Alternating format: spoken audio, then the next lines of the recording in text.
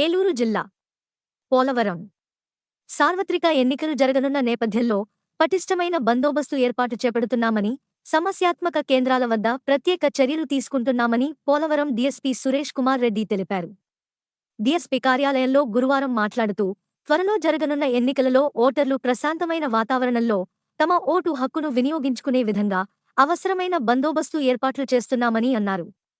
ఎన్నికల ప్రశాంతమైన వాతావరణంలో పోలీసువారు తీసుకుంటున్న చర్యలకు ప్రతి ఒక్కరూ సహకరించి ఎన్నికలు నిర్వహణ కొరకు ప్రజలు పోలీస్ వారికి సహకరించాలని డీఎస్పీ విజ్ఞప్తి చేశారు. వాటిని వెరిఫై చేయడం కానీ అక్కడ ఉన్నటువంటి జనరల్గా ఏంటంటే ఇక్కడికి వచ్చి మిర్చి పంటలు అక్కడ ఎక్కువగా పండుతాయి.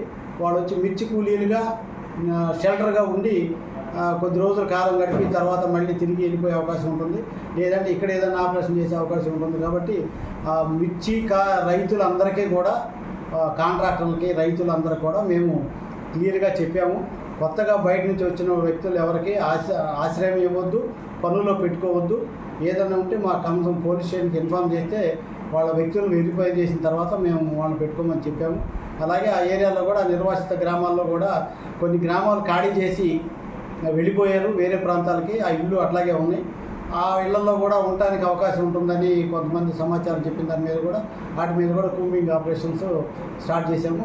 మొత్తం మా స్క్వాడ్ టీమ్స్తో కూడా తిరుగుతున్నాము. అట్లాంటి ఏరియాలో కూడా వెరిఫై చేసి ఎక్కడన్నా ఉంటే కూడా ఇమీడియట్గా చర్యలు తీసుకోవడం జరుగుతుంది.